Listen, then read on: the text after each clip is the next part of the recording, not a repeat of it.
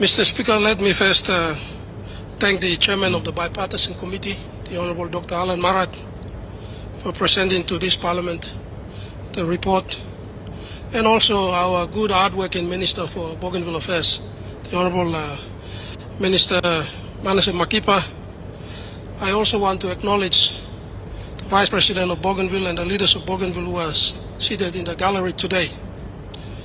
Mr. Speaker, I rise to speak on one of the most important issues that this Parliament and indeed our nation will ever confront in our lifetime.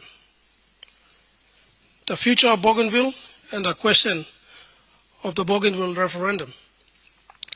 This is not simply a political issue, Mr. Speaker. It is an issue of national sovereignty. It is an issue of constitutional integrity. It is an issue of peace, unity, sacrifice, and the future survival of Papua New Guinea as one indivisible nation. Mr. Speaker, I stand here not merely as a member of Parliament. I stand here as a Papua New Guinean.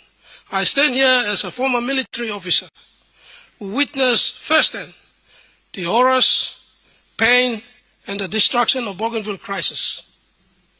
I stand here as a person who saw young Papua New Guineans die defending the sovereignty and territorial integrity of our nation. Today I speak not out of disdain for Bougainville. I speak out of love for Bougainville and Papua New Guinea. Section 2 of the Constitution and the territorial integrity of Papua New Guinea, Mr. Speaker.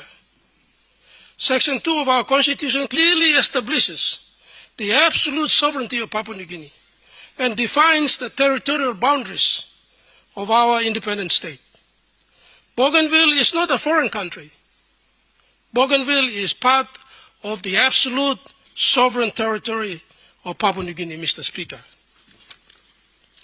When our founding fathers officially adopted our Constitution by Constitutional Assembly on August 15, 1975, which officially came into effect a month later on the 16th of September, 1975, coinciding with our country's independence on that day. Bougainville formed part of the independent state of Papua New Guinea. That constitutional position remains in effect today. No parliament should lightly surrender the sovereign territorial boundaries of our nation. No generation of leaders should become the generation remembered for presiding over the dismemberment of Papua New Guinea. Mr. Speaker, our flag, our constitution, our sovereignty were built upon sacrifice. Many lives were lost to preserve this country. That sovereignty must never be weakened by political pressure, emotional rhetoric, or foreign influence. The origins of Bougainville crisis, Mr. Speaker. To properly understand where we are today, we must honestly reflect on how Bougainville crisis began. The roots of Bougainville crisis were complex. They involved grievances over the Panguna mine, environmental destruction, landowner compensation, identity, and distribution of wealth. But there were also political failures. The crisis escalated in 1998, during the period when the Pangu-led government was in power under the prime ministership of Sir Robin Namah.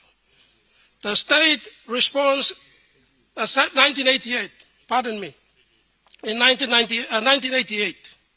The state response at the time was inconsistent, reactive, and at times disconnected from the realities on the ground. Mr. Speaker, I was actually doing my year 12 in Sogeri National High School when the crisis, Bougainville crisis, escalated. The landowners wanted their fair share of wealth generated from Panguna mine and 10 million kina compensation for environmental pollution, especially on the Jaba River and the villages in the mine area. Instead, the government sent in riot squads, destroyed villages, assaulted women and children. That's when Bougainville men took up arms to defend their women folks, because most parts of Bougainville, or the island of Bougainville, a matrilineal society, and women are the stronghold of Bougainville society and communities. It was never about breaking away from Papua New Guinea, and that must be a very important basis for this debate. It was never about breaking away from Papua New Guinea. It was never about political independence. But the nation suffered greatly as the conflict escalated into a civil war. Thousands of innocent lives were lost. Entire communities were destroyed. Families were divided. The economy suffered. The Papua New Guinea Defense Force, police force, correctional services institutions suffered. Bougainvilleans suffered. Papua New Guinea as a country suffered greatly. There were no winners at the end, Mr. Speaker. There were only survivors.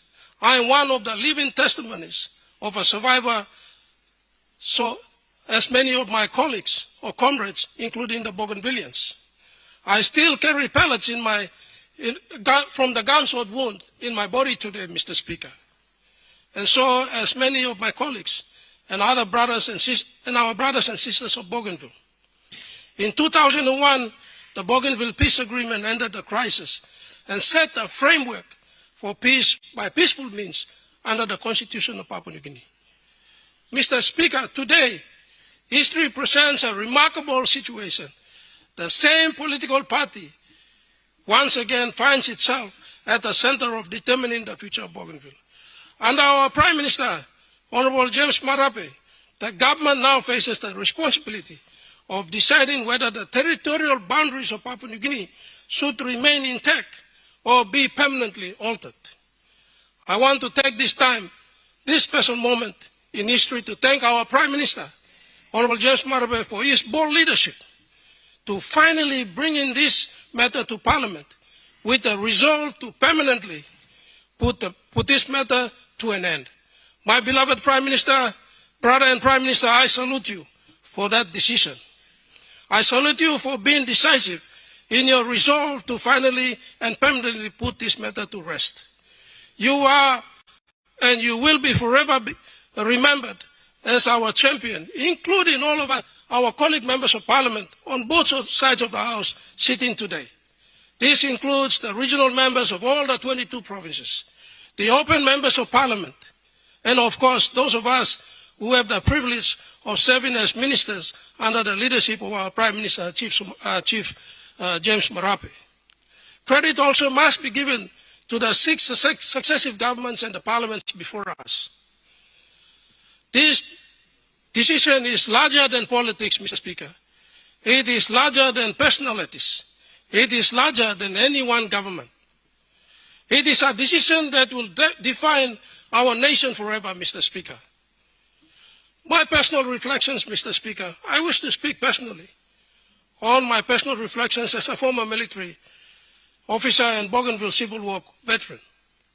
As a former officer of the Papua New Guinea Defense Force, I witnessed the realities of Bougainville crisis. I saw young soldiers with our counterparts from the police force and the correctional services deployed into Bougainville, into dangerous and most difficult conditions. I saw the emotional trauma carried by our servicemen. Mr. Speaker, the first soldier who lost his life on Bougainville was Second Lieutenant Yandu from Wasaragawi in Isipik province. That was the sacrifice. Mr. Speaker, I saw resistant fighters who fought alongside Papua New Guinea Defense Force soldiers to protect the constitutional sovereignty and territory of our country. Mr. Speaker, I saw young soldiers die in Bougainville. War, Mr. Speaker, war is not a theory. War is not politics. War is human suffering. Many who spoke before me, who spoke today, and who will speak later in this Parliament, Mr. Speaker, were not there. Many did not carry weapons. Many did not bury friends. Many did not witness the pain endured by both Bougainvilleans and members of the security forces. I did, Mr. Speaker. I also reflect on the Sandline affair, or the Sandline crisis, as we all know. The Sandline crisis represented one of the darkest constitutional moments in our nation's history. The decision to engage foreign mercenaries to interfere in Bougainville created a dangerous constitutional and political crisis. Had the mercenaries got on Bougainville, the situation would have been more bloodier than it was already.